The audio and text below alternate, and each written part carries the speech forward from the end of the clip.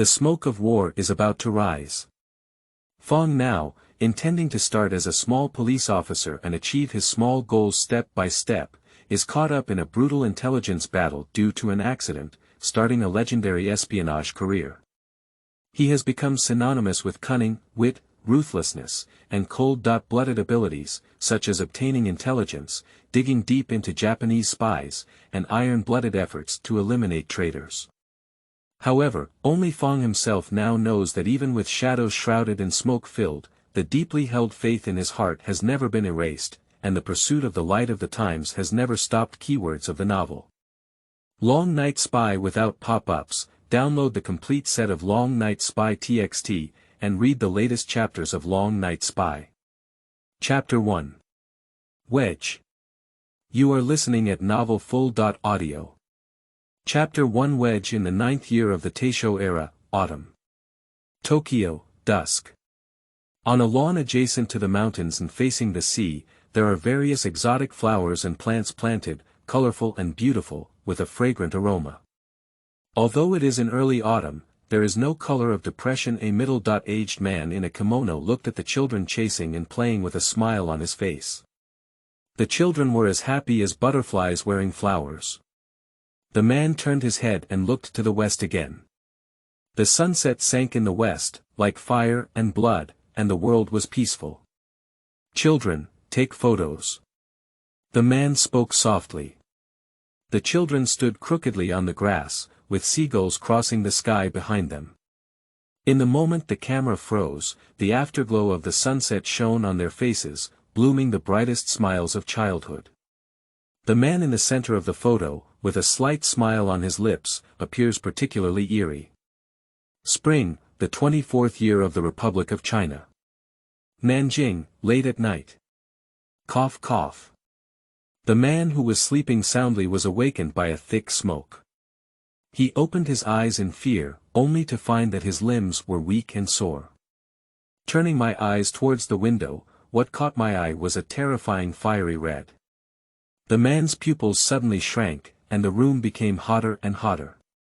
The flames leaped up like crimson tongues protruding from the devil's mouth, greedily licking the wooden window frames and making a crisp crackling sound. The words rolled back and forth in the man's throat, but could not be flipped out.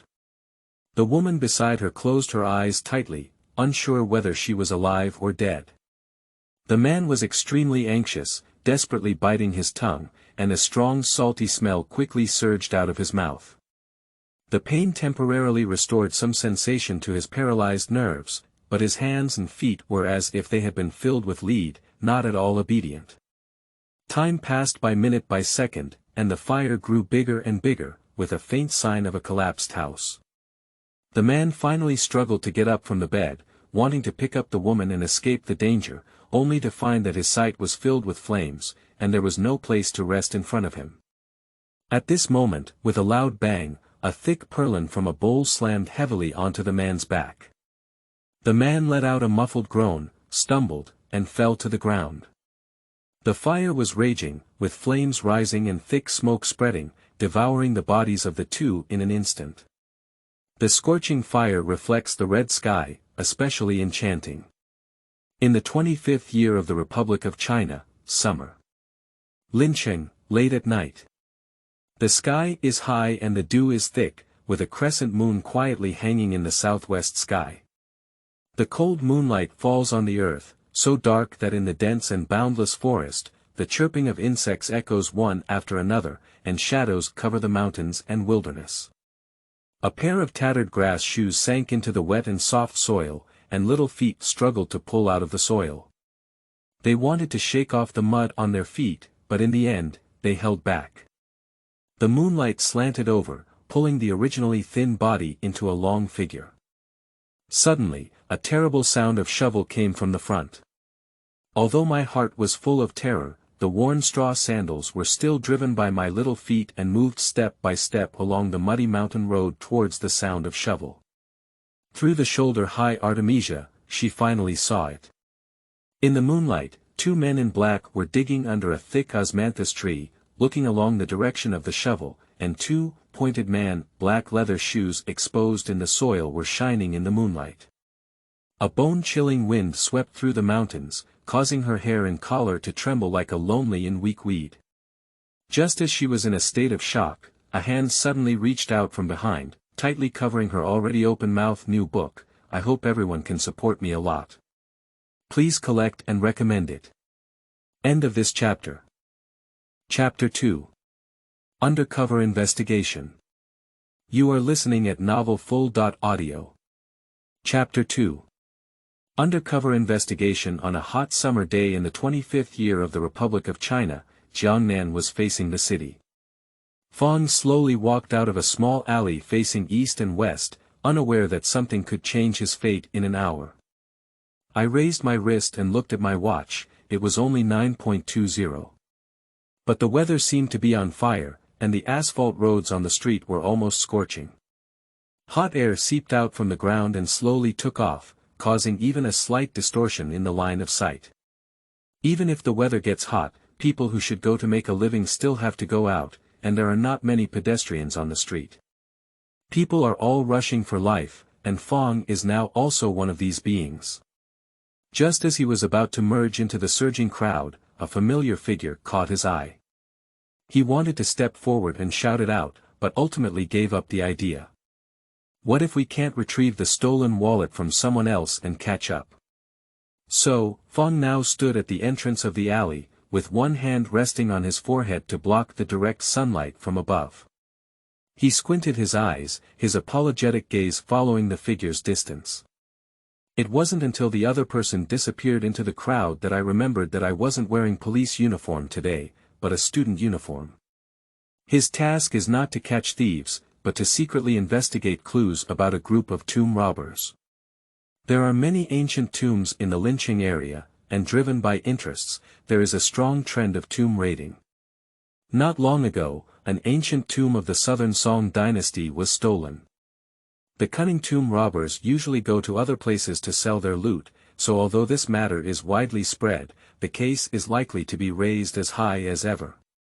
Unfortunately, a high-ranking official from the nationalist government in Nanjing returned to Linqing to pay respects to his ancestors and discovered that their graves had been dug up. How can descendants sleep peacefully when the tomb of their ancestors is stolen? The high-ranking officials were furious and put pressure on the city police station to solve the case as soon as possible. More than 20 days have passed in a blink of an eye, and the police station has expended a lot of police force, but there are no clues. The director wished he could blast out the master chef in the kitchen to gather information. It is in this situation that Fang has gradually become familiar with this ancient city. The sun today was particularly poisonous, the air was stuffy and hot, and even breathing felt a bit difficult. He took a few steps back and tugged at the collar of his shirt in the shade of the alley to breathe. Although there is no scorching sun here, there is also no trace of wind. Sweat drips down my tanned cheeks, and my clothes are dry and wet, making me feel indescribably uncomfortable wrapped around my body. Entering the street from here and walking south for over 150 steps, there is a small theater. This is the sixth place to visit today and also a place to pay close attention to. From 6 o'clock to now, he has never stopped except eating a bowl of shrimp wonton at the snack stand. He has traveled all over the surrounding tea gardens, pubs, restaurants, antique markets and other places, where there is a large flow of people and a mixture of good and bad people. The topic is too much to calculate, and the flow of information naturally cannot be underestimated. During the 15 days assigned to work at the Linqing police station after graduating from Zhejiang Police School, his daily work was to gather information from all directions. If it weren't for reporting back to the department before 6 p.m., he even felt like a wandering ghost in the city.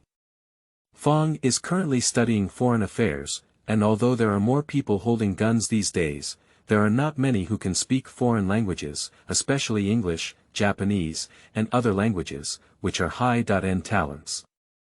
I thought I would be assigned to a specialized foreign affairs office, but Linqing is not a big city like Nanjing, Beiping, or Shanghai. The head of the office believes that the existing personnel in the Foreign Affairs Office are sufficient to operate. Director Du of the Human Resources Department noticed that Fang is now good-looking and able to write well, so he intended to send him to the secretary's office as a candidate for several directors' secretarial training. Unexpectedly, something unexpected happened later on. Zhou Xingang, the head of the investigation department, relied on being the director's confidant and intervened to directly take Fang now. Director Du is very sorry for Fang now, but Fang now feels that this arrangement is quite good. The reason why he thinks this way is not for the additional 6 yuan field work subsidy from the investigation department, as well as other gray income, nor is it for his reputation and bullying outside, but rather for a secret hidden in his heart that cannot be said. He didn't use his current name in the past. A month and a half ago, he was still an old organization in the 21st century, but when he woke up, he became a student at the Zhejiang Police School of the Republic of China. My parents were running a cloth business in Nanjing, hoping that their son would wear official clothes and shine on his family's lintel after graduation. However, unexpected circumstances occurred, and both of them died in a big fire a year ago. Their accumulated family wealth was also destroyed. Strange experiences and tragic background have made Fang feel like a broken kite floating back and forth in the air, without a foundation or a goal.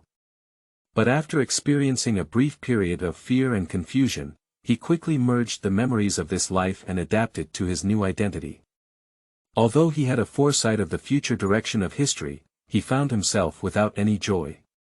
On the contrary, my heart was filled with an inexplicable sadness and an incredibly strong sense of urgency.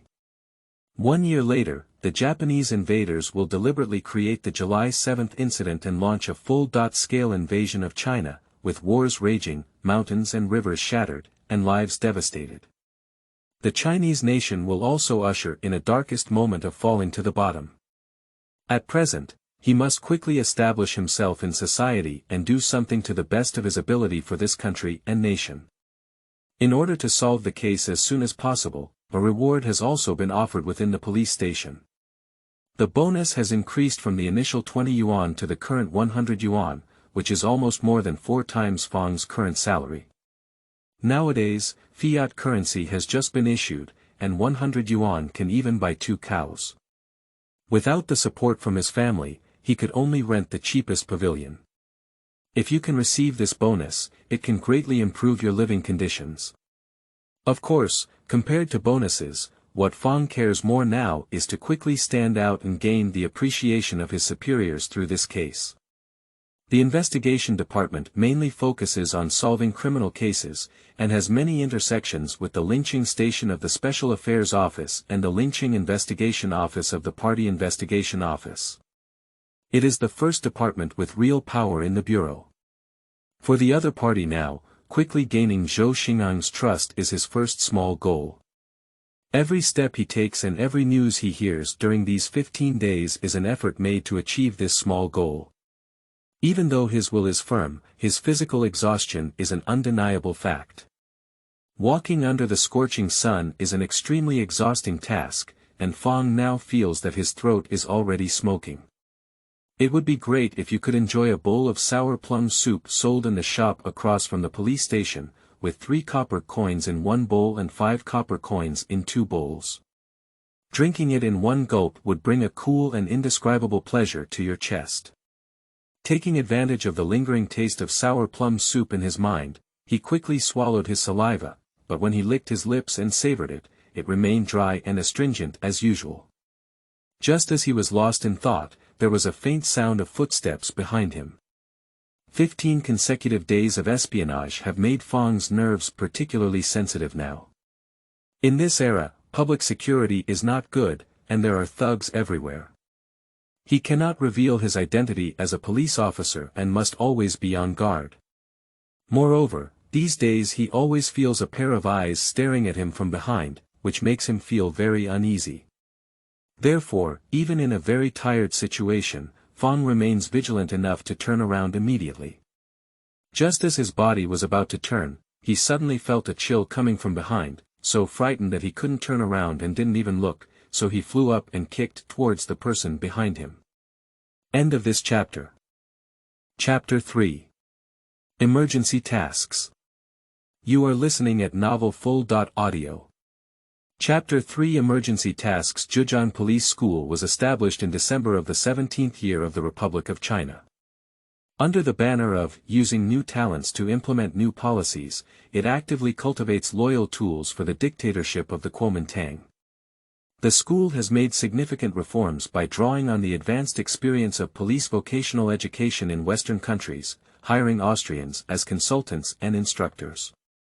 The teaching philosophy combines Chinese and Western elements, emphasizing the balance between military literacy and police expertise. Military courses always occupy a considerable proportion in teaching. Even in the foreign affairs major that Fang is currently in, subjects such as military system, combat, weapons, terrain, and tactics are indispensable. Although this kick was not fully exerted, it also hit the arm of the person coming from behind. With a ouch sound, Fang was now poured on his head by a cold liquid, and the heat on his head and face seemed to have been instantly taken away, which was indescribably comfortable. But surprisingly, the liquid still carried a faint fragrance of osmanthus. "How is it you?" Fang couldn't help but exclaim in surprise as he saw the person who was attacking. The person's name is Jiang Jin, who is his classmate at the police academy and also his current colleague. Jiang Jin, who was thin in stature and dressed in student attire, was holding an empty cup in his hand and staring blankly at Fang Jin. Looking at the remaining black-brown liquid on the wall of the cup, Fang seemed to have guessed something. Jiang Jin looked at Fang now with a sorrowful expression on his face and said, "I was planning to surprise you with a good sour plum soup, but unfortunately." Fang couldn't help but scratch his head awkwardly. He was really too sensitive just now, and sour plum soup turned into shampoo. "Wipe your sweat, have you found anything new?" Fang now took out a towel from his shoulder bag and handed it to Jiang Jin. The Jiang family is a big merchant in Lincheng, but Jiang Jin doesn't have the habit of being a playboy. Taking secret investigation as an example, he has put in as much effort as he does now. He just likes to complain. He wiped his sweat and said, "What can we find? These damn tomb robbers seem to have disappeared. What about you?" Fang now took out a small notebook from his pocket and handed it over, which was densely packed with clues he thought were useful, such as where to sell cultural relics, who were running the streets, and so on. "This circle is not big either, maybe a blind cat will run into a dead mouse. Besides, if you want to make a name for yourself in the investigation department, you need to have access to all possible useful information." Jiang Jin flipped through a few pages and couldn't help but praise, "Sure, just looking at this, I thought you came from a university." The regular student program of Zhejiang Police School is 2 years, with the first year mainly focusing on public subjects. In the second year, students choose one of 4 majors: management, criminal investigation, foreign affairs, and women's police training. Of course, male students will not choose the last major. The courses in the management department include studying the police system, personnel, data statistics, police records, radio communication, and police force distribution in Europe and Japan. Criminal investigation majors include forensic chemistry, photography, crime identification, cryptography, and more. The other 2 majors are far less developed than criminal investigation and management majors. Although the foreign affairs courses that Fang is currently studying include European history, world diplomacy, radio, and psychology, what he has learned is still superficial.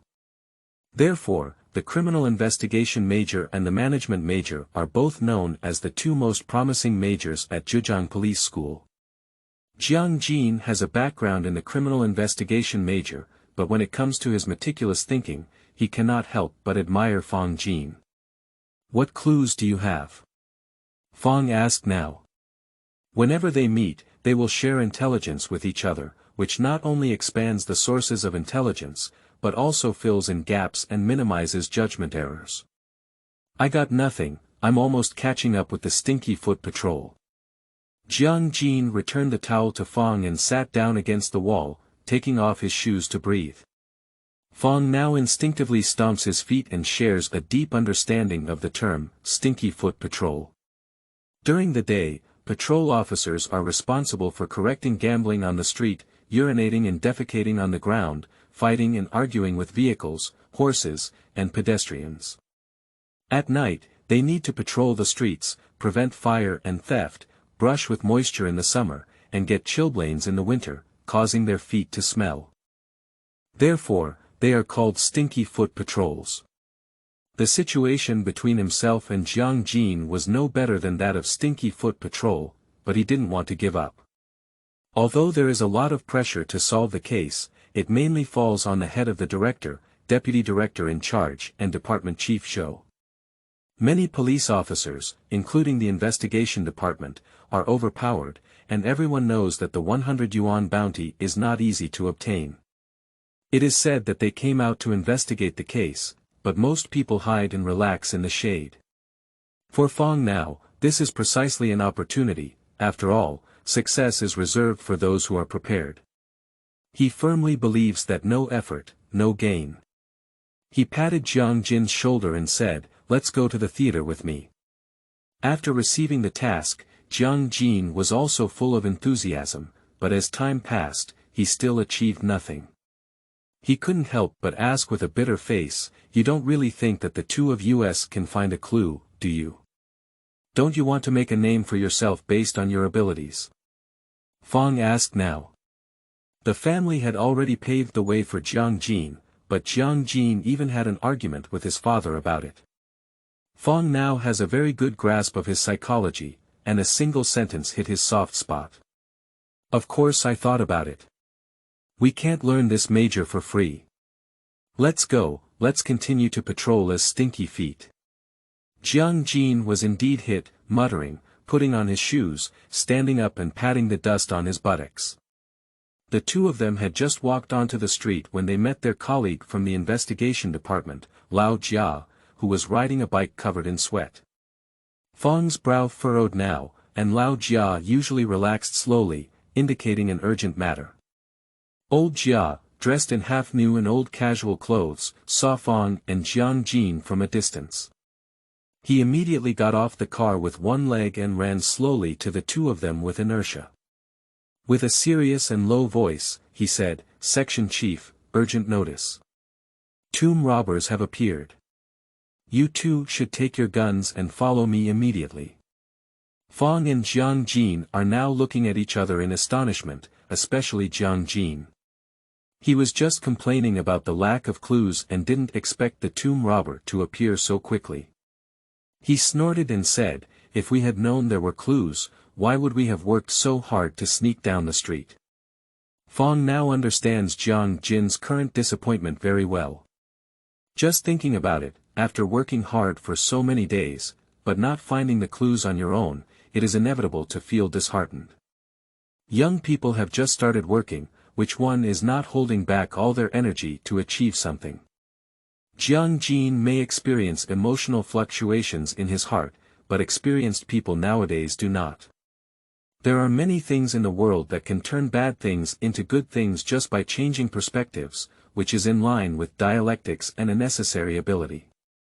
The bonus may be gone, but his performance these days must have been noticed by the department head, and he himself is not in vain. He is a bit curious now, where exactly did this clue come from?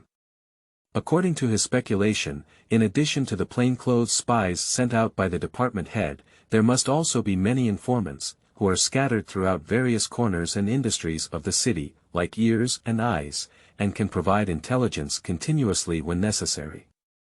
But later on, Fang learned from Lao Jia that the fact was not as he had imagined. And this ordinary tomb robbery case has become even more confusing due to the source of clues. End of this chapter. Chapter 4. Careful explanation. You are listening at novelfull.audio. Chapter 4. Careful explanation. Fang and Jiang followed Lao Jia to a secluded place in the alley. The weapons were in the shoulder bag brought by Lao Jia, and each of them took an old barge gun. With the financial resources of the Kuomintang government, there is naturally no spare force to equip the police with standard weapons. The most reasonable, waste utilization, is to use weapons and equipment that have been phased out by the military for the police.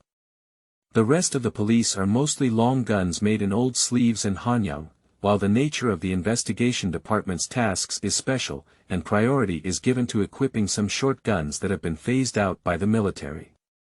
Lao Jia familiarized them with the weapons while briefly introducing the situation. Originally, half an hour ago, Zhou Xian just received a call to the police. A man on the phone claimed that there was a batch of raw and ghostly goods trading around 10.30 in a pot of spring tea garden. The so-called ghost goods refer to the improper cultural relics and antiques obtained by tomb raiders from digging graves. Xingyu refers to newly unearthed ones. Zhou Xingang immediately reported to the deputy director in charge, and then gathered the members of the investigation department to arrest them. Due to the fact that many people in Kori have already been scattered, Zhou Xingang decided that he and Lao Jia would each carry weapons and gather personnel as they walked towards the direction of Yihu Chun. Previously, in order to track down clues about tomb robbers, Zhou Xingang did not randomly assign routes. He divided the urban area into more than 20 grids, and each detective's route was quite fixed. But now time is too tight, only those who can be found will be counted. Let's go meet the department head. Old Jia is not 40 years old, but he already has obvious white hair on his temples. Fang followed closely behind now, but before reaching the entrance of the alley, Lao Jia suddenly stopped and turned to look at him, feeling lost in thought. Fang now instinctively lowered his head and thought he had made a mistake somewhere. Insufficient preparation for action is a big taboo. Xiao Fang, you use my small gun. Lao Jia stuffed his 70% new handkerchief into Fang's hand now. Fang suddenly realized that his student attire was too fitting, and carrying a refuting shell gun was indeed easy to expose.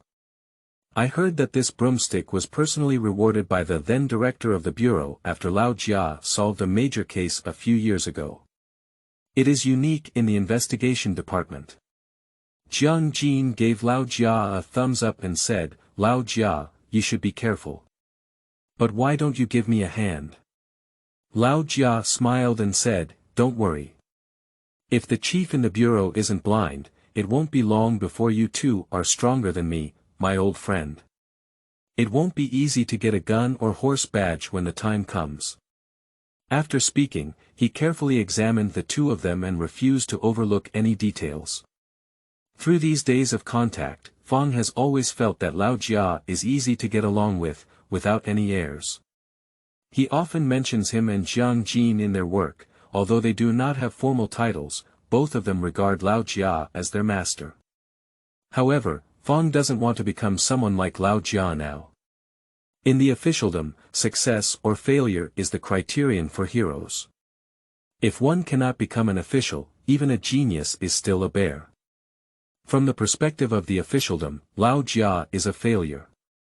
Zhou Xingang, who is nearly 10 years younger than him, once worked with Lao Jia, but now he has become his immediate superior. Lao Jia is the kind of person in the organization who can do anything, needs him at critical moments, does a lot of work, complains a lot, and has good deeds that are not within the consideration of the superior. And Jiang Jin's situation is somewhat similar to that of Lao Jia, and Fang now feels that he needs to find an opportunity to play the side drum for Jiang Jin in the future. After confirming that there were no more obvious flaws, Lao Jia waved his hand and said, let's go. The police academies are all managed militarily, and Fang and Jiang Jin have strong discipline. They dare not neglect anything and immediately follow Lao Jia towards the direction of Yihu Chun. Along the way, facing the upcoming arrest operation, Fang's mood is now somewhat complicated. On the one hand, tomb raiders dig graves and abandon corpses in the wilderness in order to make money. It can be said that they are completely depraved. Only by bringing them to justice can the deceased rest in peace and the survivors be treated fairly, greatly satisfying people's hearts. Even though he missed out on bonuses and opportunities to stand out, he still decided to fulfill his duty as a police officer during the arrest. He didn't want people to scold him as a black-skinned dog when he was seen wearing police uniform again. On the other hand, tomb robbers are likely to carry weapons on their bodies, and it is uncertain whether they will be in a melee. They have never experienced a real gunfight, and cannot help but feel uneasy. Along the way, Lao Jia found 3 more plainclothes and the team expanded to 6 people. In order not to disturb the target, 2 streets away from Yehuchun, Lao Jia brought them to a hotel, which was the gathering point designated by Zhou Xingang. Fang looked at his watch now, and at 10:05, there were still 25 minutes left until the target junction, leaving them with little time left. Entering the hotel, Zhou Xingang and his team had already arrived 1 step ahead and had dispatched a plainclothes scout to enter the tea garden. They also arranged for someone to monitor the room on the 2nd floor opposite the tea garden. Seeing 2 newcomers, Fang Jinjin and Jiang Jin, Zhou Xingang frowned slightly. However, he quickly accepted this fact and said to the crowd, "Everyone be more alert later. Walk into the vicinity of Yehuchun in batches and wait for orders. Don't make any mistakes." I led a group responsible for the back door, Lao Jia led a group to block the front door, the 3rd group sealed the alleys around the tea garden, and the 4th group was still responsible for monitoring the shop across from the tea garden. Remember, stay alive. Try not to use your gun, even if you use it, you cannot hit vital points. Do you understand? Yes. Fang and others whispered in response. After speaking, Zhou Xingang looked at Fang now and said to Jiang Jin, "Bullets don't have long eyes. You 2 newcomers should follow Lao Jia and be more clever later." These 2 newcomers, one is a talent who knows a foreign language, and the other comes from a criminal investigation class and is a fresh blood of the investigation department. Moreover, both young men are very ambitious, so Zhou Xingang naturally does not want them to have any problems. Although Fang has not had much contact with this boss now, he has also gained a general understanding of his work style. When Zhou Xingang has nothing to do, he tends to be lazy, but once he carries out a task, it feels like a different person, with a somewhat aggressive military style. At this moment, a plainclothes person responsible for delivering messages walked over. Zhou Xingang asked, "Have you found the target?" Yi shook her head and said, "There are too many people in the tea garden, we are still confirming." The phone number did not provide the physical characteristics of both parties involved in the transaction, which is indeed difficult to distinguish. Fang is now listening attentively on the side. He has been to a pot of spring twice, and this tea garden is very famous in Linqing. It was once known as the 3 Swordsmen of Linqing Tea Garden along with Xinyuan Tea Garden and Huanglong Tea Garden. It's not just about drinking tea here, but there are performances and performances every day, with people coming in and out every day. Due to its proximity to the canal, the road is wide and well connected, with people coming and going. There are numerous shops along the street, and across from the tea garden, there are also many snack stalls, shoe polishing stalls, and even a public telephone booth 100 meters away from the east side. The tomb robbers chose to meet in such a bustling place, obviously after careful consideration. Even if the police discover the target, it is not easy to capture everyone here. At this moment, Zhou Xian just looked at his watch and said, "Time is running out. Get in position first, and we will carry out the arrest when our people signal." He believes that using a long line may not necessarily catch big fish, but rather may lead to long dreams at night. It is more feasible to catch and pry open the mouth of tomb robbers. Fang quickly followed everyone to act according to the plan. End of this chapter. Chapter 5. Setting ambush in tea plantations. You are listening at novelfull.audio. Chapter 5. Setting ambush in tea plantations. Fang and Jiang Jin tried their best to pretend nothing had happened and walked across from a pot of spring. Surprisingly, the vendors selling sour plum soup set up a stall today, and the business was very good, with people sitting on both benches. Fang has been here before and knows that this small stall selling sour plum soup is not available every day. The stall owner has a sick mother at home, and sometimes she needs to take care of her mother, so she cannot go out to do business. It seems that I have good luck today. The two of them had just crossed almost half of the urban area with Lao Jia, and were already thirsty. They immediately walked over and asked for 2 bowls to stand in front of the stall and drink, which can be considered as both relieving the heat and setting an ambush. Despite the hot weather, there are still many progressive young students taking to the streets under the scorching sun, vigorously carrying out anti-Japanese patriotic propaganda, and mobilizing resistance against Japanese goods. There are 2 young students handing out flyers at the stall, and one of them even smiled at Fang Jin and Jiang Jin as a greeting. Fang now responds with a smile. With the support of these 2 young students, it is not surprising for Fang and Jiang Jin to appear here now. Fang now picked up his bowl and took a small sip. This sour plum soup is both refreshing and delicious, not inferior to the one across from the police station. Jiang Jin glanced at the tea garden gate with his spare light while drinking, and whispered, "You'll be following me here in a while, don't run around." Jiang Jin felt that although the 2 of them participated in the operation as newcomers this time, there was no need to take risks for the sake of performance. Therefore, he had long made up his mind that when taking action, he must bring Fang with him and have his own watch to ensure his safety to the greatest extent possible. Fang now looked gratefully at Jiang Jin, and then calculated in his heart that the reason why Chief Zhou was guarding the back door with his elite troops and strong generals was because he thought the tomb robbers would first choose the back door when they fled. That is to say, their group guarding the front door is more formal than content. But everyone's gun is loaded, and once they encounter tomb robbers who shoot to resist, they will not hesitate to shoot back. At this point, Lao Jia and others were already in place, waiting for the signal from the inside to enter the tea garden. The martial arts tunes with unique characteristics of lynching gradually spread from the tea garden, and the surroundings were bustling with noise. Even with sour plum soup to calm them down, their emotions were still unsettled. He has not received any professional training in tracking, surveillance, or other areas before, and can only try to maintain enough calmness and vigilance to minimize any flaws. Time passes by minute by second, feeling increasingly long.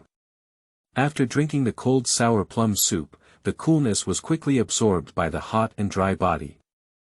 The tone that was spoken never let go, and now Fang only felt extremely thirsty. He swallowed hard, trying to relieve his throat, which was about to smoke again, and his heartbeat, which had already lost its frequency and was currently developing in a serious disorder direction.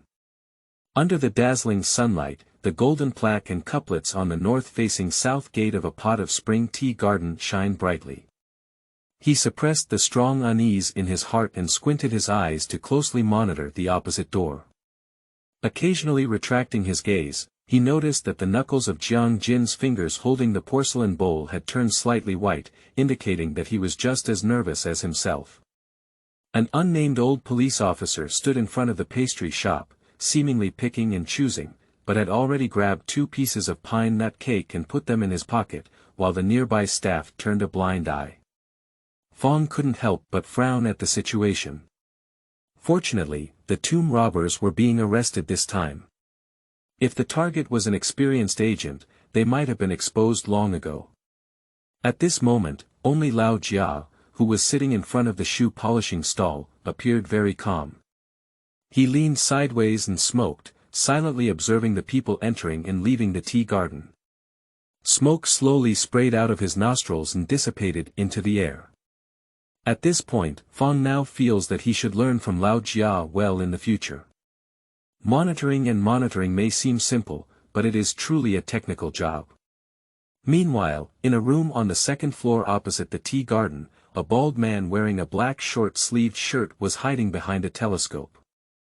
Through the telescope, most of the guests on the second floor of the tea garden can be clearly seen, but the bald gaze has never left the westernmost 8 immortals table.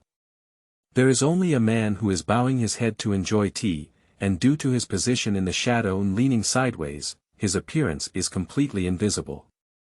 But the bald man still said with certainty, he arrived first. A small bald man next to him asked, "Are you sure it's him?" Bald nodded. He had done his homework before and was certain that it was the goal they were waiting for. Are there any other accomplices around? Asked Xiaopingtu again. Bald shook his head and said, I'm not sure yet. He looks very relaxed and has never left his seat, nor has he looked elsewhere, nor has he had any communication with anyone else.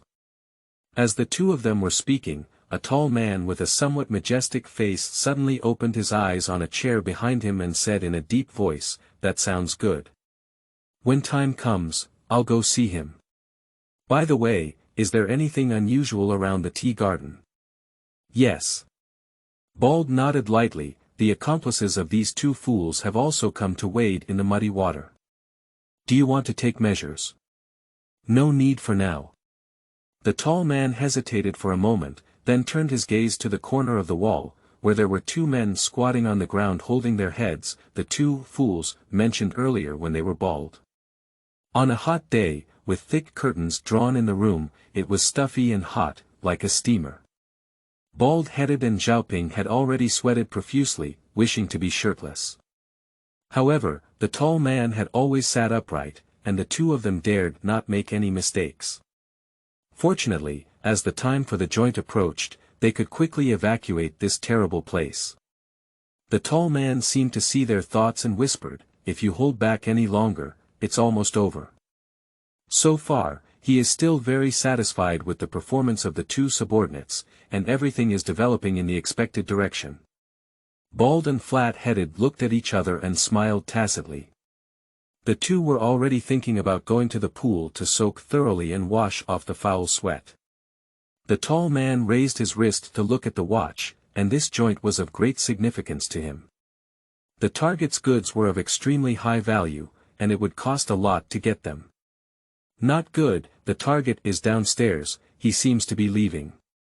Bald suddenly exclaimed in surprise, turning his head to look at the tall man. What should I do? The tall man leapt up to the telescope and just glanced at it before abruptly saying, You two stay here watching, the rest of you come downstairs with me.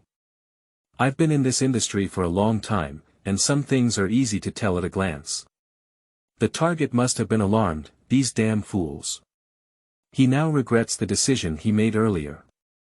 Now, we must go down and stop the target before it leaves. The situation is not irreparable, there is still a chance.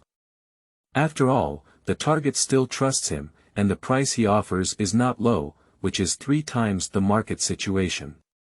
Dong dong dong. Quickly, the sound of hurried and heavy footsteps sounded, as if they were about to break the old staircase. Almost as the tall man led the person downstairs, the curtains of another room in the west suddenly moved. End of this chapter. Chapter 6. Murder on the Street. You are listening at novelfull.audio. Chapter 6. Murder on the Street. Fang took the opportunity to drink sour plum soup and glanced at his watch. 10.25, in theory, both parties in the transaction should have arrived, but there hasn't been any movement yet. Some things always happen unintentionally.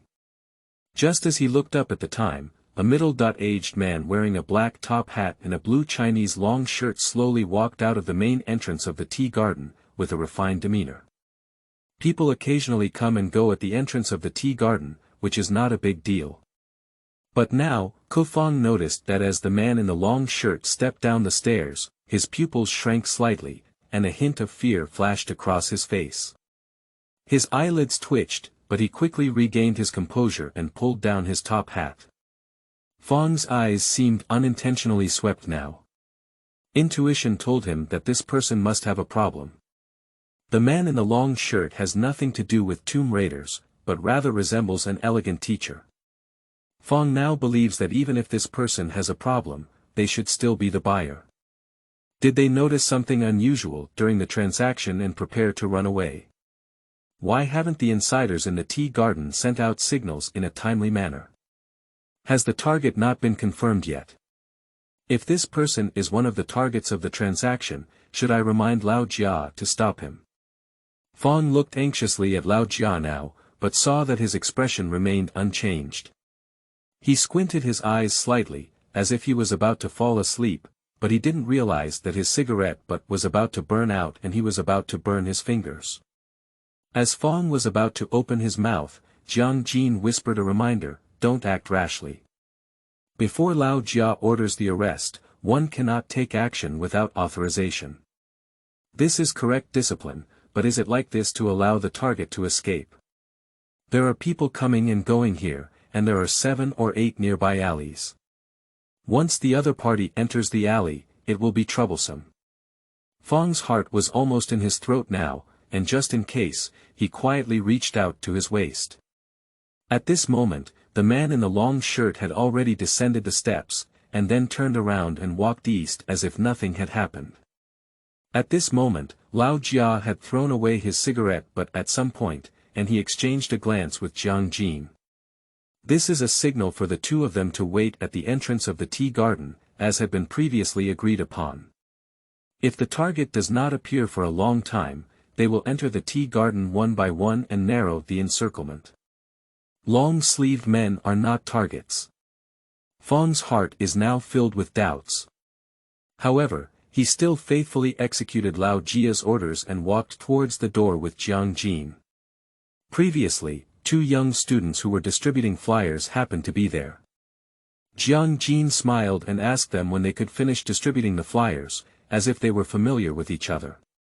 But now Fang couldn't let go of it in his heart, constantly using his spare time to pay attention to the man in the long shirt who was about to walk away.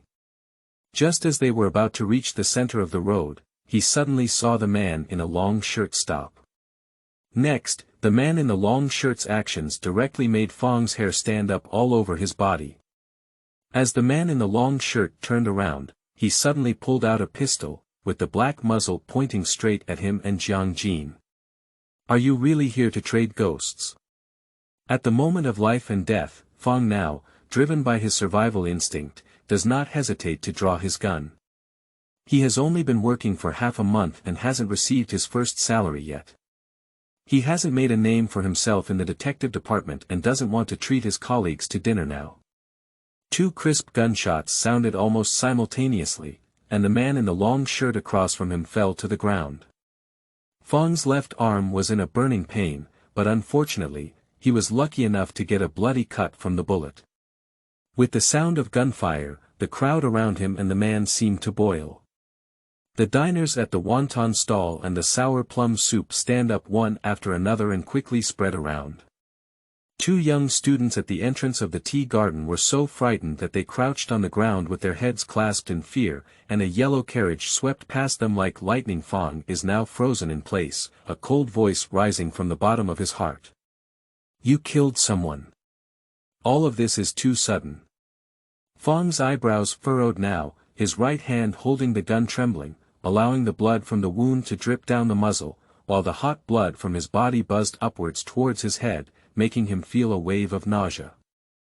For a moment, apart from the crimson blood on the man's chest, nothing was visible.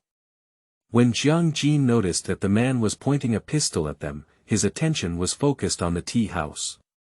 The first time he encountered this situation, he was also scared and broke out in a cold sweat. They stood very close together. If Fang had slowed down a step now, perhaps he would have been hit by the man in the long shirt. Jiang Jin approached with concern to inquire about the injury, but now Fang felt as if he was in a daze. In Jiang Jin's view, it was due to shock and injury, but only Fang himself now knows what it was for. Apart from shock, there are more doubts. In the last month before graduating from the police academy, Fang had been exposed to a lot of firearms. He thought he couldn't handle the gun barrel with his hand that was used to holding a pen, but perhaps due to the changes in his physical fitness caused by time travel, he was surprised to find that his gun sensation was very good. However, he did not show that he still maintained a slightly weak image in the eyes of teachers and classmates. The shot just now was clearly aimed at that man. However, at that moment, he was hit hard in the back of the neck. From shooting to now, there was only a few seconds before and after. In the moment of falling to the ground, Fang did not immediately lose consciousness, and his eyes were in chaos. The black top hat of the man in the long shirt rolled onto the street, covered in dust, and the wheels of the yellow charter almost brushed against the brim of the hat as it raced eastward. The wheels of the car pressed against the road, making a creaking sound, mixed with the noisy shouting. curses, screams, and the sound of dishes shattering on sight. The man in the long robe lay on his side, his face pale and terrifying, his eyes fixed on this side, his right hand still tightly holding the pistol, and his left hand covering the wound on his chest, but blood still flowed out from between his fingers, and life passed away at a speed visible to the naked eye. Finally, Fang could only hear a roar in his ear. "Who made you shoot?" Immediately, his eyes darkened and he fell into the darkness. The scene at the entrance of the tea garden was captured by the bald man in the surveillance spot. He touched his sweaty and wet head and angrily said, "It's over, it's over. The boss should be angry now." Xiao Pingtu only heard the sound of gunshots and didn't know what was happening outside. He looked at his companion in surprise. The bald man said urgently, "The target is dead, it's causing a lot of trouble now. You go down and support me, leave this to me."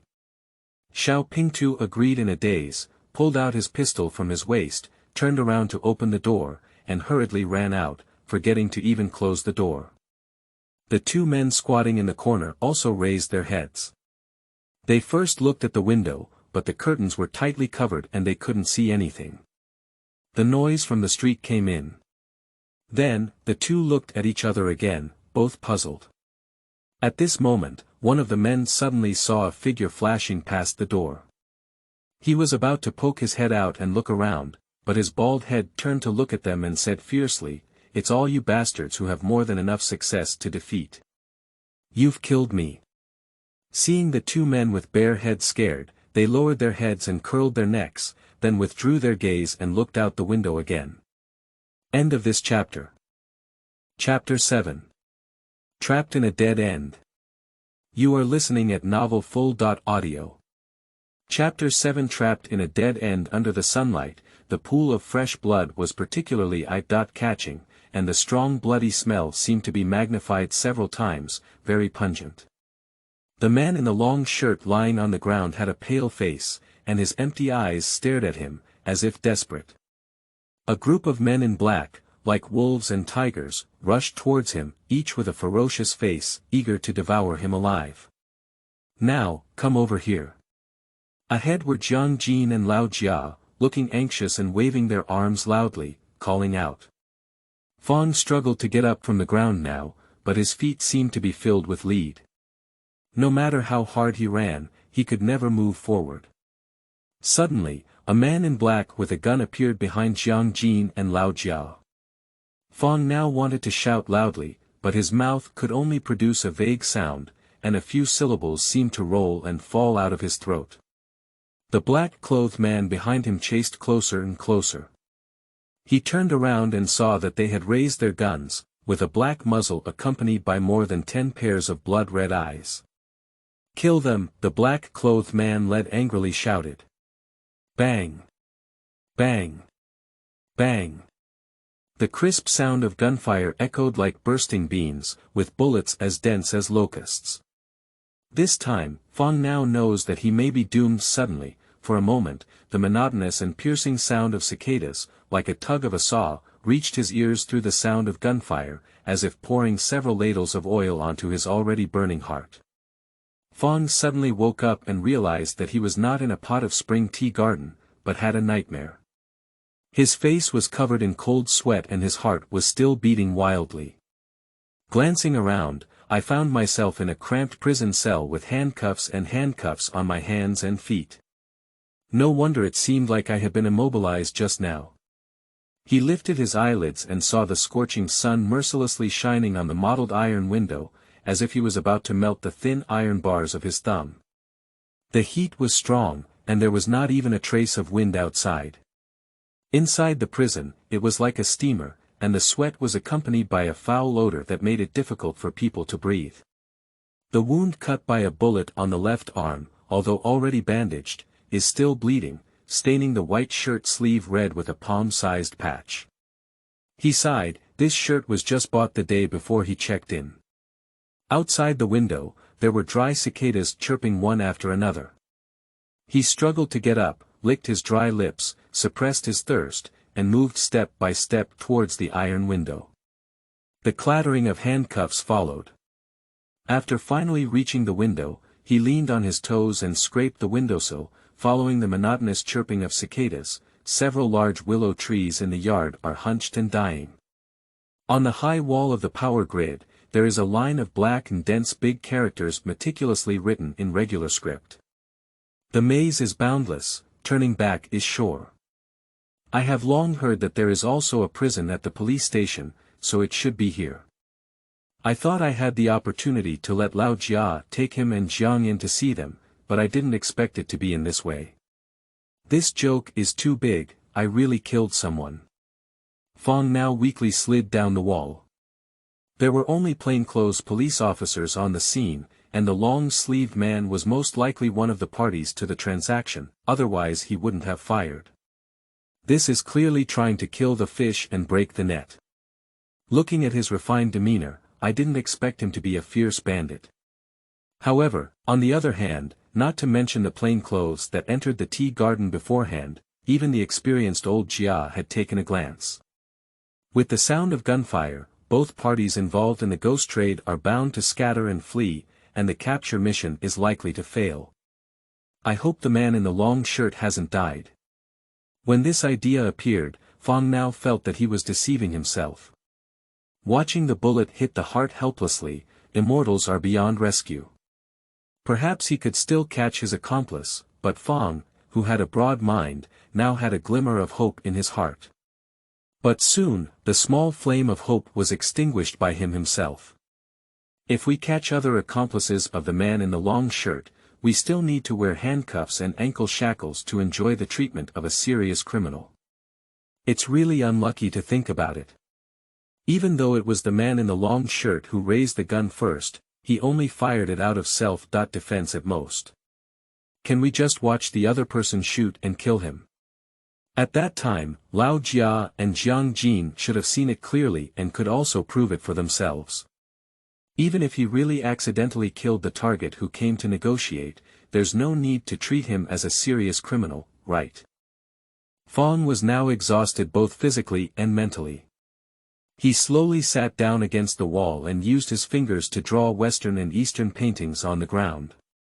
He drew one shape, erased it, and then drew another. Later, he just hugged his knees and frowned, pondering hard. Suddenly, I remembered the last angry roar I heard before fainting. Upon hearing this, the person did not pay much attention to the investigation department. Has the senior management of the police station also arrived? This case was handed over by a high-ranking official in Nanjing, and it is only natural for the high-level police to personally intervene. I originally wanted to explain the situation to Chief Zhou, but as soon as the head of the bureau stepped forward, this matter was likely to go beyond Chief Zhou's control. The whole world was watching this case, but he shot and killed the target who came to meet him, probably cutting off the clues behind it. Fang now has reason to believe that the director will pour a lot of anger on him alone. Anyway, it was he who messed up the task. Reprimanding and being locked down were all extravagant expectations, and the reform was probably the best solution, and he might even go to jail. If the mission fails, he is highly likely to be used as a scapegoat. Who would speak up for him, this ruthless police officer? Thinking of this, Fang's scalp exploded and his spine became cold, with a chilly chill. Originally, I still had a beautiful fantasy about crossing, but at this moment, it was broken like a foam, leaving only anxiety and fear. Fang Ru kept banging his head against the wall in the future, as if only such actions could alleviate his inner anxiety and fear. No, we can't just leave it to fate. He punched hard on the ground, blood and pain calmed him down a bit. Struggling to the iron gate, he looked out through a brick-sized hole. Regardless of whether there were high-level police officers involved, he would always look for Jiang Jin, Lao Jia, and even Zhou Xingang, telling them that he did not intend to kill the man in the long shirt at that time. I want to see Chief Zhou. Someone. However, the deep and hoarse cries did not call anyone in, and the only response to Fang's current response was intermittent echoes and a series of painful moans. For a long time, a faint voice came from deep in the hallway. Save your strength, no matter what reason you came in. When you get to this place, don't think of going out alive. The sound made Fang's scalp tingle now. I can't sit idly by, I must find a way to save myself. Fang continued to cheer for himself now. He has been a person of 2 generations and believes that he has good logical analysis ability, which may allow him to prove his innocence. If you don't want to die, you have to think. If you don't think, you have to die. Fang now simply took off his sticky shirt and wrapped it around handcuffs, strolling around the narrow cell bareback, pondering countermeasures. The heavy ankle shackles were tied to his bare feet, making him look like a wild beast falling into a trap. Every step is heavy, just like his heavy heart. Repeatedly reviewing, my mind seems to be filled with a pocket watch, the hands ticking with self-resonance, and my thoughts seem to be prompted by the sound of the watch every second. As the eyebrows raised, the air in the cell became tense and stiff, and the fiery thought in my chest ignited. However, the clues are like a cunning loach, always swimming within reach. No matter how you recall and review, the shot that killed the man in the long shirt was fired by him. He is the murderer. This is simply a dead end. My thoughts are always like a tangled mess. At this moment, the sound of chains moving could be heard at the end of the corridor, followed by the sound of footsteps in shoes moving from far to near. Fang now lifted the small window on the iron door and looked out. Under the dim light, a man with blue eye bags and a haggard appearance walked over. The restless air carried an unpleasant smell of alcohol. The prison guard should be a police officer wearing black leather, but this person is actually wearing military uniform. Fang now suddenly had a bad premonition in his heart. End of this chapter. Chapter 8. Waiting for Summoning. You are listening at novelfull.audio. Chapter 8. Waiting for Summoning. With a clang, the prison door was opened. The man in military uniform flashed to the side, and a bearded man wearing a grey short-sleeved shirt appeared before Fang's eyes. "Are you Fang now?" asked the bearded face expressionlessly. Fang quickly nodded and took a step back. He knew very well in his heart that he might have to go through the hall next. Time is too tight, and even after racking my brain, I couldn't find any clues to exonerate myself. If only that palm knife wasn't as fierce, at least I could leave more time to think. Just now, he shouted loudly to see Chief Zhou, but no one paid attention, which made him feel hopeless and helpless. However, now that someone is coming for trial, his heart has become uneasy and uneasy. All kinds of signs indicate that this is not the prison of the police station, but a more eerie and terrifying place. Thinking about the possibility of being taken into the interrogation room, where there were tiger benches, chilly water, and many unnamed torture tools, Fang suddenly felt a chill. He sighed inwardly, saying that what should come will eventually come, and some things will not change due to his personal wishes. There's still time, as long as it's not until the last moment. You can't give up easily. What we need to do now is to clarify our thinking and make our statements more convincing later on. This is the person, you can take it with you. The man in military uniform was lazy, as if he hadn't woken up. If it were in the era of Fang's past, he would not hesitate to label this person as a greasy uncle. "Lao Yen, let's leave it to us, thank you," the bearded man said to the man in military uniform. "They're all brothers from our own family, right?" Old Yen said with a smile, "I heard this young man is still a police officer, how could he be related to that? Oh, look at my mouth. I shouldn't ask, I shouldn't ask." He lightly slapped himself in the face, but there was already a strong smile on his face. "Alright, I won't chat with you today. Let's remove the bits and pieces from him first. The officials are still waiting." The bearded eyes glanced at old Yan's face, his tone somewhat perfunctory. "Okay, let's drink together another day." Fang now noticed that Lao Yan's hand holding the handcuffed key had been trembling all along, probably due to years of alcoholism. "It's better to drink less at the bar." The bearded man felt that old Yan's movements were too slow. He snatched the key and quickly opened the handcuffs and ankle shackles. Without the shackles of handcuffs and ankles, Fang now feels much lighter. He looks at these two people, secretly guessing their identities, and trying to hear some information about how to deal with himself from their conversation. Lao Yen is less than 1.65 meters tall, with a slightly overweight figure. He wears a military uniform on his body, which is wrinkled. The left chest badge is dirty and oily, and the handwriting on it is completely unrecognizable. Even Fang now, an outsider, can see his bearded contempt for Old Yen, but Old Yen is indifferent, still smiling at each other, and looks like an old fogey who can stand his temper. With a bearded face and a bare shirtless days, he asked him to put on his clothes and muttered, "Put on your clothes. Are you the one who graduated from Zhejiang police?" A sentence that sounded sarcastic, but now Fang has caught the information beyond the words. "Sir, are you also a graduate of Zhejiang police?" Fang asked tentatively now. "In the officialdom, don't wait for others to get to know you. Take the initiative to get in touch with your leaders. This is the best way to bring relationships closer." The surprised expression on his bearded face flashed by, and although there was no answer, Fang now had an answer in his heart. At this moment, Old Yen smiled and said, "It's been too hot these days, and I'll be sweating all over for a while." He took out a dirty handkerchief and wiped the sweat from his forehead. "Ah, the Zhejiang police graduates are not as good as each other now. Hee, but then again, how could they all be as excellent as your Captain Wang?" The beard didn't take over, urging Fang to hurry and follow him now. Originally, this senior brother's surname was Wang. Now, Fang is walking out along the corridor behind his beard, with rows of identical prison cells on both sides, with generals locked and iron doors tightly locked, and moans echoing one after another.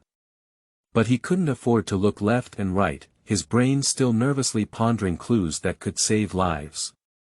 A metal door suddenly opened in front, and two burly men with shirtless upper bodies and military pants lower bodies dragged a bloody man over.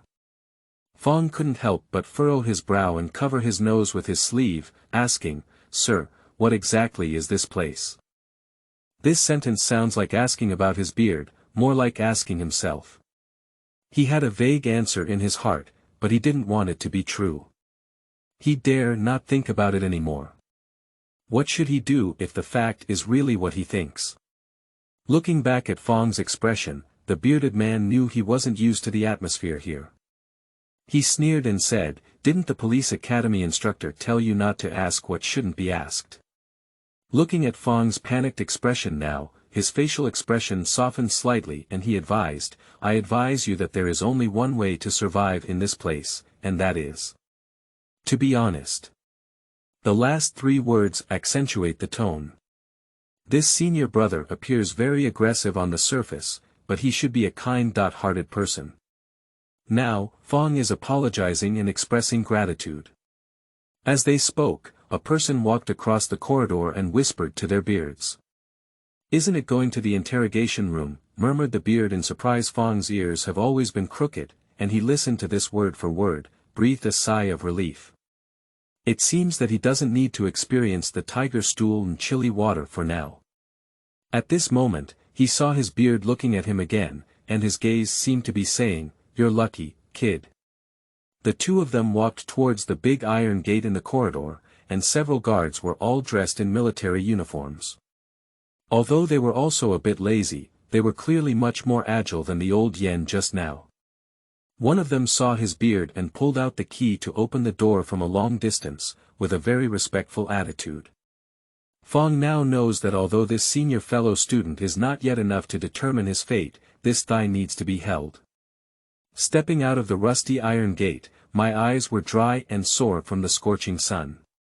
In the scorching sun like charcoal, there was no one in the yard, and Fang now felt that the answer in his heart was about to come out.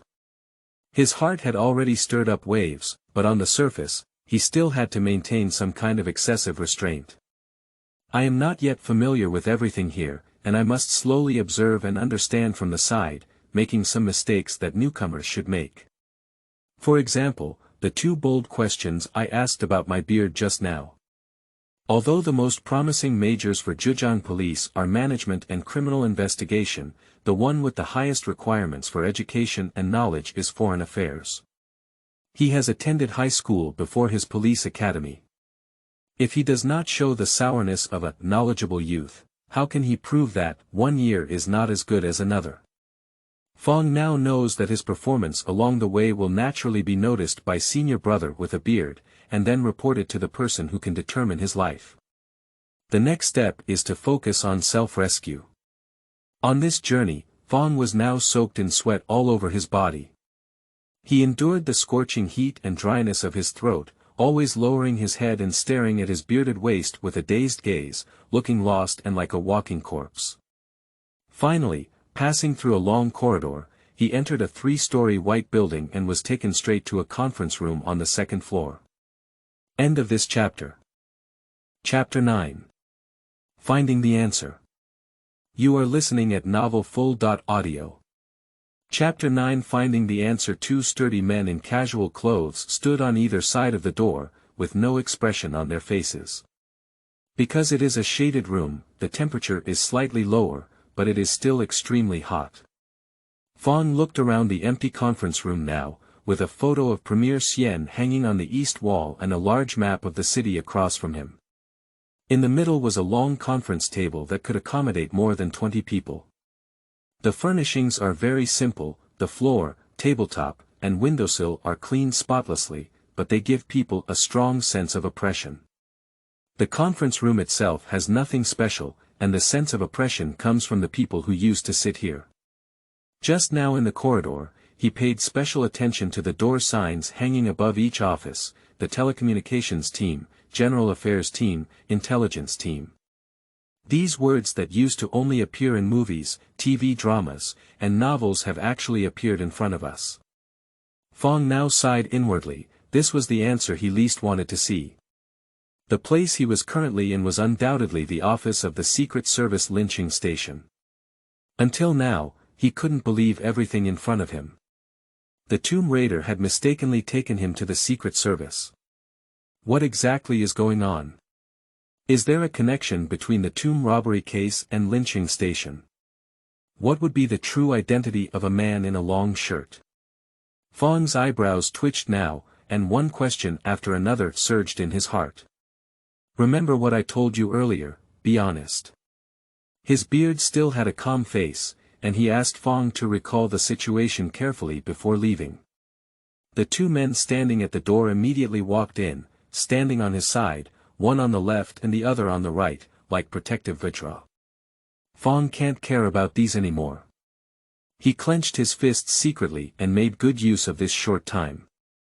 Complaining is meaningless. Only by eliminating all negative emotions and quickly calming down the brain can one have clear thinking and complete rigorous reasoning. I won't go into the identity of the man in the official robe for now. I must prove that I don't want to kill him. The shot I fired was purely self-defense or a mistake. Fang is now quickly entering a state of thinking. Why did a man in a long shirt shoot? Naturally, he sensed the danger. But where does this danger come from? Is it because I was too nervous that I made a mistake and was discovered by him? The answer is almost affirmative. At that time, they were monitoring and controlling at the entrance of a pot of spring, but it seemed that only Lao Jia was relatively professional. Although Jiang Jin came from a professional background, there was always a gap between practice and theory, and he was just as nervous as himself. As for the old police officer who openly took advantage of the execution of the task to take advantage of others' pine cake, he may have been exposed long ago. Regardless of whether a man in a long robe is a tomb thief or his true identity, since he is being targeted by spies, he is by no means an ordinary person. A few clumsy police officers were ambushed in plain clothes across from a pot of spring, and even Fang, who was now a complete outsider, could see the flaws in it, let alone the man in a long shirt.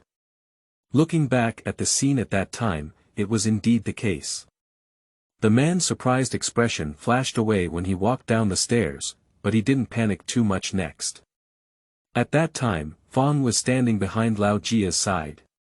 He didn't believe that the shrewd Lao Jia hadn't noticed this man, but he clearly saw that Lao Jia's abnormal reaction to the man in the long shirt was normal, and he didn't order the arrest. At that time, the man in a long shirt could have left quietly, but why did he suddenly stop, turn around, and shoot? If the danger does not come from the police, where will it come from? Is it a spy? Thinking of this, Fang's heart suddenly brightened up. The long-sleeved man had already noticed them in plain clothes and was preparing to leave quickly. However, at this moment, he suddenly discovered the spy hidden in the crowd and decisively fired at the spy. Now, combined with the roar he heard before fainting, it's probably not some high-level police officer, but a spy leader. The spies should be trying to catch life. But at this moment, he shot the man in the long shirt to death. The spies became angry and embarrassed, so they arrested him and imprisoned him. This explanation seems logically reasonable. Fang now believes that he has sorted out the details of the matter, but this does not provide much substantial help for him to get out of the current predicament. It is an unavoidable fact that the man in the long shirt was still killed by him. For a moment, Fang now seemed to have suffered a heavy blow, which almost made him lose all his confidence. He reached out to rub his hair in frustration, then looked at his right hand that had fired, almost crying without tears. Cannot give up, cannot give up. He quickly took a few deep breaths, forcing himself to quickly calm down. This is just a temporary setback, isn't it, that my thinking is gradually approaching the truth in a spiral upward trend. The life-saving straw may have to continue to be returned to the scene to search. He suddenly had a feeling that sometimes he couldn't rely solely on what he saw and heard on the surface. The truth of things often hid in some invisible and inaudible places, as well as in subtle details. At this moment, Fang now closes his eyes, adrenaline is wildly secreted, and brain cells are highly active. The various information and clues I saw and heard on the scene quickly gathered like threads of spider silk. Unconsciously, he felt like he had entered a magical state. He left the conference room lightly and arrived at the top of the lynching urban area, with a pot of spring tea at the entrance. Time seems to be turning back at this moment. At 10:25 a.m., in the scorching sun, the door of a pot of spring tea house was bustling with people. The man in a long shirt stepped out of the threshold, his expression changed slightly, and he walked down the stairs as if nothing had happened.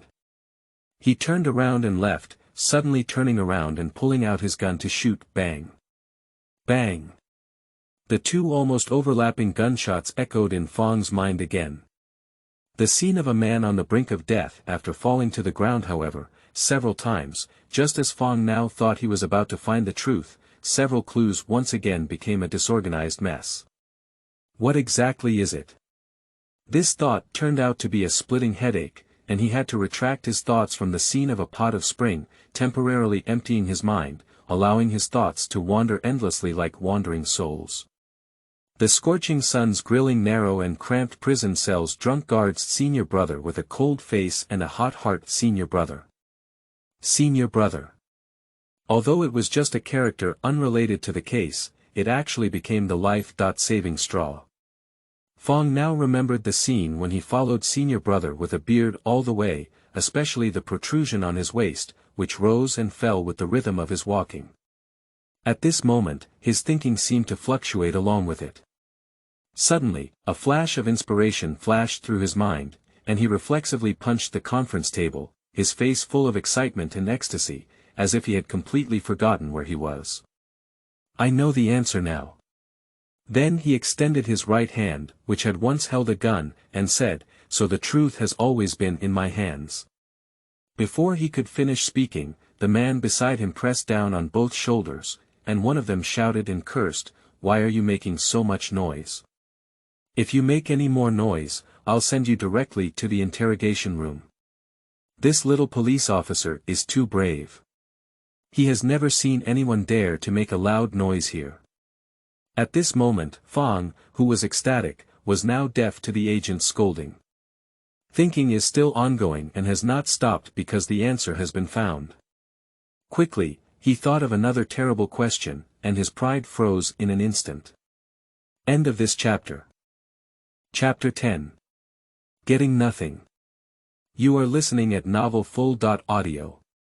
Chapter 10. Getting nothing. 20 minutes ago, in the office of Wu Jianguang, the leader of the operation team at the lynching station of the Secret Service office, the old-fashioned ceiling fan on the roof was creaking, but it didn't dissipate much heat, instead making the two people inside sweat profusely. Wu Jianguang wiped the sweat off his forehead with a handkerchief and looked up at Zhou Xingang standing at his desk. Zhou Xingang bowed his body, his palm prints clearly visible on his face. When he saw Wu Jianguang looking towards him, a flattering smile forced out on his face. "Do you know how much trouble you've caused?" Wu Jianguang said. Zhou Xingang looked mournful and said, "Captain Wu, my humble position is unjustified. We are really going to catch tomb robbers. Who would have thought that an accident occurred before the operation even started? I didn't expect that your people were also there. If I had known this, I wouldn't have said anything to cause trouble for you." He was indeed very aggrieved. When he heard the gunshot, he immediately led someone to rush into the tea garden through the back door. However, it was too late and he did not catch the tomb robber. Instead, he received 2 loud slaps from the deputy leader of the action team, Zhang Xinhua. "I really didn't eat lamb, which made me look all over." "Bullshit." Wu Jianguang's eyes stared and swore with a tiger's face. "In front of me, you dare to gabble. Your men shot and killed our important target. If you dare to gabble again, believe it or not, I will skin you now and let you go back to your hometown to farm." He has also heard of the strict order of Nanjing high-ranking officials to arrest tomb robbers at the police station, but this cannot be a reason for Zhou Xingang to exonerate himself. Zhou Xingang should be scolded. If it weren't for his position as team leader, he would also want to slap Zhou Xingang hard. This joint has extraordinary significance. Harrier is the code name they gave to a man in a long shirt. This person has an important piece of information in their possession, and once the information is obtained, it will be a great credit. Although Zhang Xinhua was guarding across from a pot of spring tea garden, what he saw was the target lying on the street. After the shooting, the individuals involved were immediately controlled and brought back to the station, while Zhang Xinhua led his men straight to the whereabouts of Harrier, which was also the last glimmer of hope for obtaining intelligence. Whether hope will turn into disappointment is unknown to Wu Jianguang, but he knows that he must be prepared for the worst. If Harrier dies, the intelligence in his hands is highly likely to sink into the sea. The webmaster is nominally going to Nanjing for a meeting, but in reality, he is reporting specifically to the headquarters of the Secret Service. This was a commendation, but the cooked duck flew away, and its anger can be imagined. Just now, the webmaster called from Nanjing and said that the authorities are very concerned about this matter, strictly investigate and make sure to retrieve the intelligence. The telegram only has more than 20 words, but each word exudes boundless anger, making one's spine shiver. There's not much time left for Wu Jianguang. If he can't find any intelligence, as the leader of the operation, he will have to bear the blame. The webmaster won't care whether he is wronged or not. If he sits in this position, he will have to bear the blame. The officialdom is like this, working hard to climb up, but falling down is easy.